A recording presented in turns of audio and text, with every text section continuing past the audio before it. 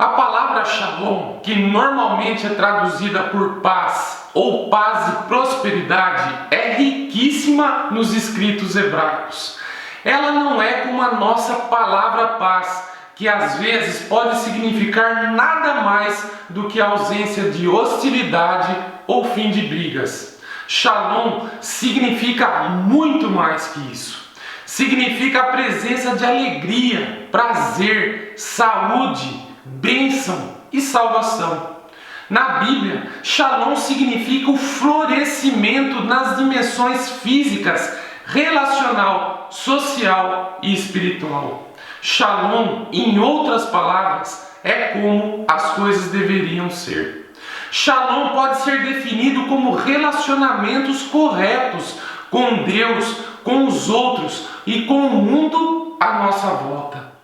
E se os nossos relacionamentos são corretos, eles nos entrelaçam. Portanto, é bom pensar em Shalom imaginando um tecido. Em um tecido, cada fio vai por cima e por cima e por baixo de todos os outros fios. E, portanto, um tecido é entrelaçado de tal modo que o tecido é belo e forte. Quando todos os órgãos funcionam harmônica e adequadamente, você tem saúde física. Isso é Shalom físico. E quando aparece uma doença, isso é o colapso do Shalom físico. Ou quando você tem uma família e na família as pessoas amam umas às outras, estão perdoando insultos e se reconciliando, estão falando a verdade em amor. Isso é Shalom relacional. Mas se há brigas e raivas e os relacionamentos são rompidos, isso é o colapso do Shalom relacional.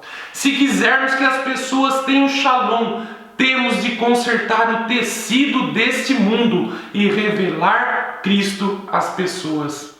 Assim, quando vemos infelicidade, colapso social, fome e pobreza, devemos pegar nosso tempo, amor, dinheiro, nós mesmos e mergulhar nesses lugares para tecer novamente o tecido destruído da criação com os dons do Espírito e os recursos do Evangelho. Isso é o que a Bíblia quer dizer quando ele fala sobre praticar a justiça. Assim, no Antigo Testamento, a justiça e amor estão fortemente conectados. Quando Deus diz, ame o seu próximo como a si mesmo, em Levítico 19, ele também diz, não oprimam, não cometam injustiça, não se levantem contra a vida do seu próximo. A justiça, então, é simplesmente o amor em ação, é levar Shalom. E a justiça é algo, como a Bíblia diz, que devemos ao nosso próximo.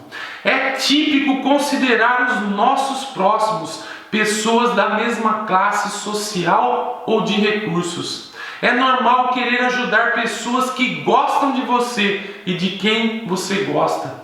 Mas no Antigo Testamento, Deus disse a Israel que eles precisavam reconhecer o imigrante, a família, com um só dos pais, ou os pobres com os seus próximos.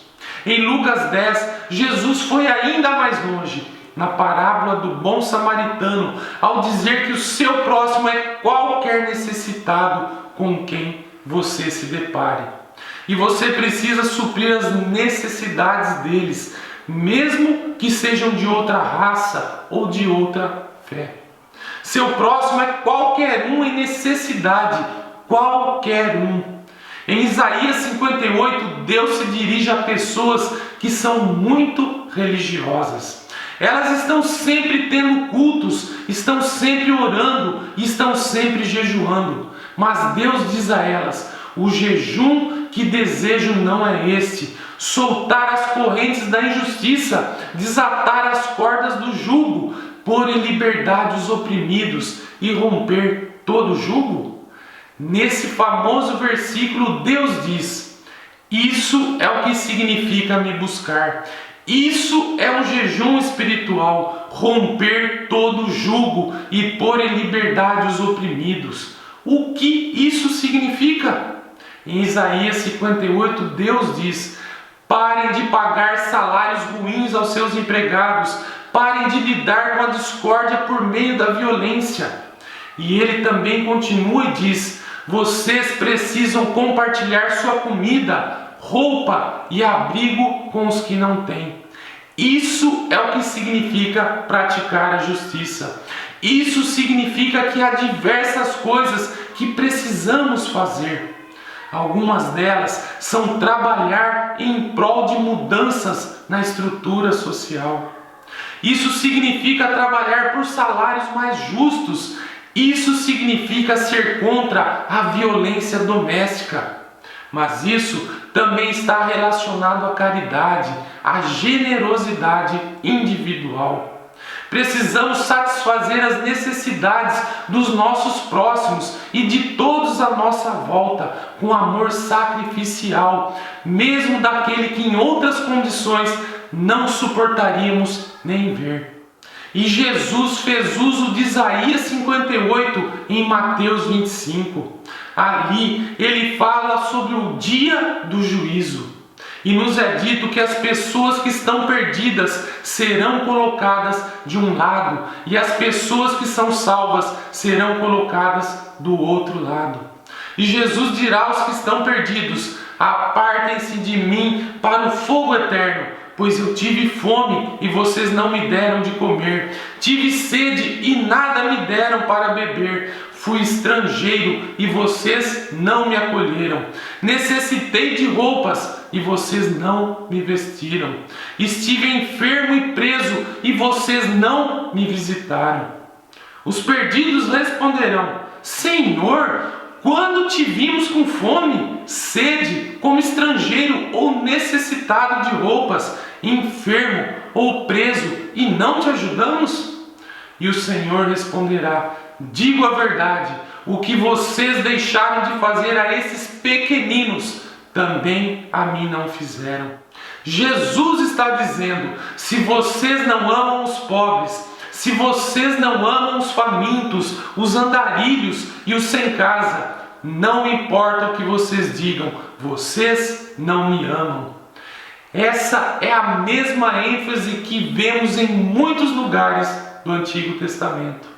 Por exemplo, Provérbios 14, que diz: oprimir o pobre é ultrajar o seu Criador, mas tratar com bondade o necessitado é honrar a Deus. Provérbios 19, 17 diz: quem trata bem aos pobres empresta ao Senhor, e Ele recompensará. Ou seja, uma forte consciência social e uma vida de serviço aos outros, especialmente aos pobres, é o principal sinal de um relacionamento genuíno com Deus. Você pode achar que tem um relacionamento íntimo com Deus, mas esses textos dizem: se você não ama os pobres, você não tem um relacionamento que acha que tem. Porque a justiça é o sinal da real fé, o sinal de um real relacionamento com Deus, da real condição do seu coração. Quando Jesus diz: se você ama os pobres, você me ama. Se você os despreza, você me despreza. E quando Deus em Provérbios diz: se você empresta aos pobres, você empresta a mim. Se os ofende, ofende a mim. O que isso está dizendo é que Deus se identifica com os pobres e oprimidos. Você sabe até onde Ele foi com isso? Deus veio até em Jesus Cristo, nasceu em uma manjedoura, viveu, andou e comeu com pessoas de classes inferiores. E no fim, entrou na cidade sobre um jumento emprestado, comeu sua última refeição e foi enterrado em propriedade emprestada. Deus se tornou pobre, mas não é só isso. Ele também se tornou oprimido e injustiçado. A prisão de Jesus, seu interrogatório e seu julgamento estavam cheios de ilegalidades. foram erros judiciais.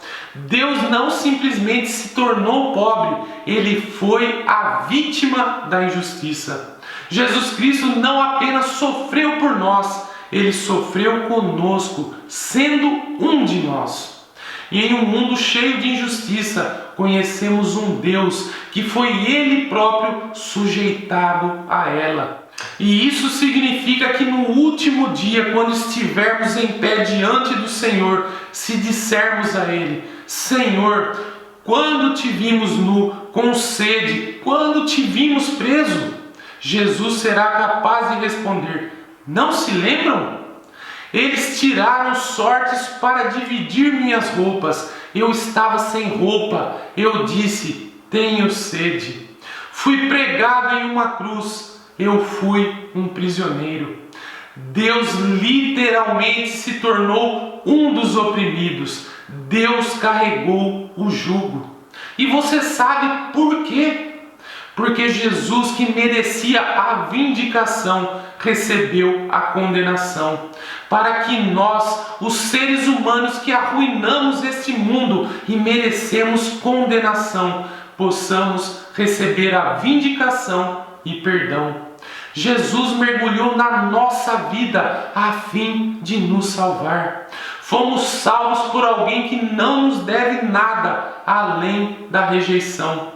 E é a experiência dessa graça que te leva a praticar a justiça, amar a misericórdia e andar humildemente com o seu Deus. Jesus Cristo veio à terra e se identificou com os pobres e oprimidos. E quando voltar, estabelecerá o Shalom em cada centímetro do mundo, como ele começou a fazer quando derrotou os poderes do pecado e da morte na cruz. Se você quer que as pessoas conheçam esse Shalom e que conheçam a Cristo, então lhes fale do Evangelho e use o seu dinheiro, tempo, amor e pratique a justiça. Se você começou a viver o Shalom interior que resulta de conhecer a Deus Pai por meio da graça de nosso Senhor Jesus Cristo, então faça com que esse Shalom seja sentido em todos os lugares, entre as pessoas e também entre as pessoas e Deus, e comece a tecer novamente o tecido destruído da criação. Amém. E se você foi abençoado por esta pequena meditação, compartilhe com seus amigos e familiares e, por favor, se inscreva no canal para receber os próximos vídeos.